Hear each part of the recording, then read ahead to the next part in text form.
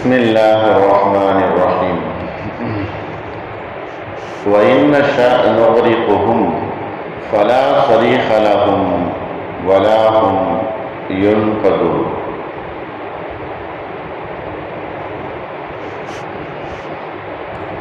சூரத் யாசீனுடைய இந்த 43வது வசனம்.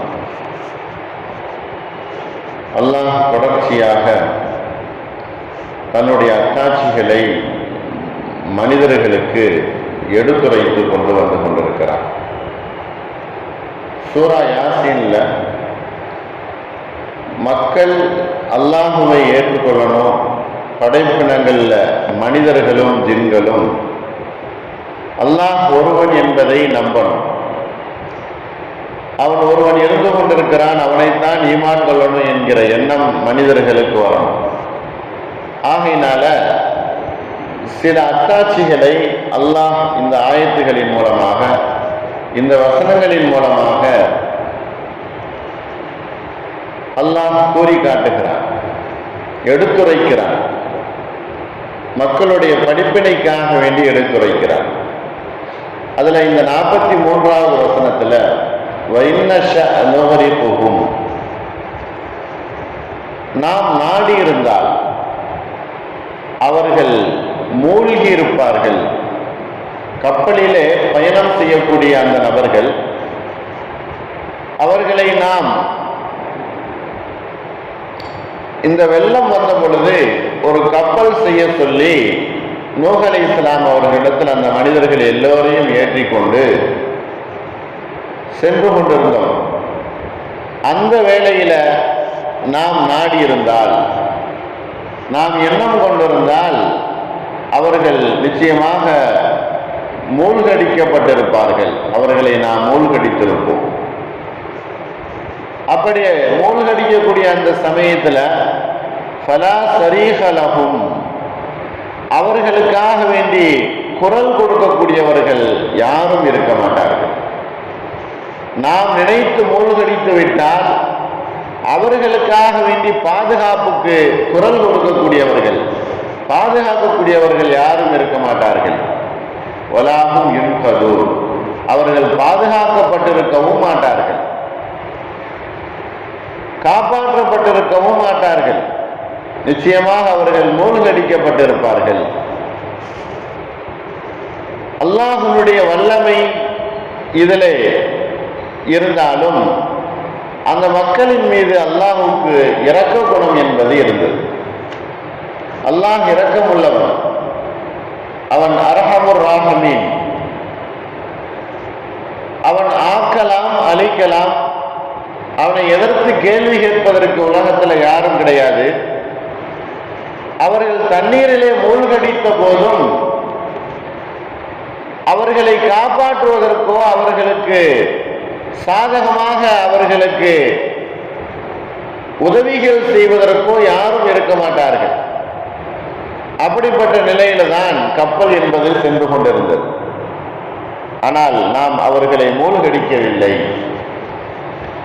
அவர்களுக்கு எந்த ஒரு சிரமங்களும் அவர்களுக்கு ஏற்படவில்லை.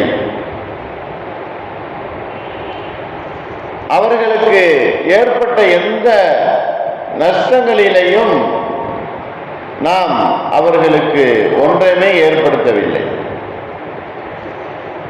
அல்லாஹ்வுடைய நாட்டப்படி அவர்கள் காப்பாற்றப்பட்டார்கள், அக்கறையில சேர்க்கப்பட்டார்கள். அதற்கு பின்னால் அவர்களுடைய வாழ்க்கை என்பது தொடர்ந்தது. நூஹ் அலைஹிஸ்ஸலாம் அவர்களுடைய கூட்டத்தினர்களை பற்றி தான் அல்லாஹ் இந்த ஆயத்தில் சொல்லி காட்டுகிறான். உலகத்துல இந்த ஆயத்தை கருத்திலே கொண்டு படிப்பினை பெற வேண்டும் என்பதற்காக வேண்டிதான் அல்லாஹ் இந்த ஆயத்தை சொல்லி காட்டுகிறான். ஒவ்வொரு ஆயத்திலையும் நுணுக்கமான படிப்பினைகளும் மனிதர்கள் தெரிந்து வாழ்வதற்குரிய சந்தர்ப்பங்களும் ஆயத்துகளிலே சொல்லப்படுகிறது. இன்றைக்கு அல்லாஹ் நிறைய வசதி வாய்ப்புகளை தந்திருந்த போதிலும், பயணிக்கக்கூடிய நல்ல வாகனங்களை நமக்கு தந்திருந்த போதிலும், அல்லாஹ் நாடினால் அந்த வாகனங்களையும் பிடித்து கொண்டு அந்த வாகனங்களுடைய ஆபத்துகளையும் ஏற்படுத்துவதற்கு அவனால் முடியும். ஆனால் அவனுடைய ரஹ்மத்தை கொண்டு நாம் தப்பித்து கொண்டிருக்கிறோம். அவனுடைய ரஹ்மத் நமக்கு அதிகமாக இருந்து கொண்டிருப்பதனால அல்லாஹ் நம்மளை அவகாசம் கொடுத்து வைத்திருக்கிறான். அவன் பிடிக்க ஆரம்பித்து விட்டால் அவனுக்கு எதிராக உலகத்தில் கேள்வி கேட்கக்கூடியவர்கள் யாரும் இல்லை. அவன் நமக்கு தண்டனை கொடுக்க ஆரம்பித்து விட்டால் அதை தடுக்கக்கூடியவர்கள் உலகத்தில் யாருக்கும் சக்தி கிடையாது. அதைத்தான் அல்லாஹ் இந்த ஆயத்தில் நாம் நாடி அவர்களை மூழ்கடித்தோம் என்று சொன்னால் நமக்கு எதிராக குரல் கொடுத்து அவர்களை காப்பாற்றக்கூடியவர்கள் யாரும் இல்லை. அவர்கள் காப்பாற்றப்படவும் மாட்டார்கள். அதனுடைய தொடரிலே அல்லாஹ் சொல்லுகிறான் 44வது வசனத்திலே, இல்லா ரஹ்மத்தம் மின்னா வ மதாஅன் இலாஹீன், நம்மிடத்திலிருந்து வந்த ரஹ்மத்து தான், கருணை தான், இரக்கம் குணம்தான் அவர்களை காப்பாற்றியது. வ மதாஅன் இலாஹீன், இன்னும் சிறிது காலங்கள் அவர்கள் சுகமாக உலகத்தில் வாழட்டும் என்பதற்காக வேண்டி நம்முடைய ரஹ்மத் அவர்களுக்கு விட்டு வைத்தது. உலகத்தில் அல்லாஹுவை ஏற்றுக்கொண்டவர்கள், அல்லாஹுவை நிராகரிக்கக்கூடியவர்கள் எல்லோருக்கும் சேர்த்துதான் அல்லாஹ் இந்த உலகத்தை பரிபாலித்து வந்து கொண்டிருக்கிறார். தன்னுடைய இரக்கத்தை அதிகமாக இருப்பதனால், தன்னுடைய கோப பார்வைக்கும் தன்னுடைய சாபத்திற்கும் முன்னால் இரக்கத்தன்மை அல்லாஹ்விடத்தில் அதிகமாக இருப்பதனால இன்றைக்கு மனிதர்கள் விட்டு வைக்கப்பட்டு கொண்டிருக்கிறார்கள். அவர்களுடைய எல்லா சூழ்நிலைகளையும் அல்லாஹ் அறிந்திருக்கிறான். இரக்க குணம் என்பது அவனிடத்தில் இருக்குது, மனிதர்களை போன்று அல்ல. மனிதர்களிடத்துல தான் மாற்றமான குணம். ஒரு மனிதனை பழி வாங்குவதற்கு உடனடியாக பழி வாங்கணும் என்கிற எண்ணம், உடனடியாக தண்டிக்கணும் அப்படிங்கிற எண்ணம், உடனடியாக பனிஷ்மெண்ட் கொடுத்துடணும், நமக்கு எதிராக செயல்பட்டவனை விட்டு வைக்க கூடாது அப்படிங்கிறது மனிதனுடைய எண்ணம். உலகத்தில் மனிதர்கள் அவர்களுக்கு எதிராக செயல்படும் பொழுது, எதிராளியாக மாறும் பொழுது உலகத்திலேயே இருக்கக்கூடாது என்பதாக நினைக்கக்கூடியவன் மனிதனுடைய எண்ணம். ஆனால் இதற்கு நேர் மாற்றமாக அல்லாஹ்வுடைய செயல். உலகத்தில் அல்லாஹ்வுக்கு மாறு செய்து கொண்டிருந்தாலும், அவனுக்கு இணை வைத்துக் கொண்டிருந்தாலும், அவனை ஈமான் கொள்ளாமல் இருந்தாலும் அல்லாஹ் அவர்களை விட்டு வைப்பான்.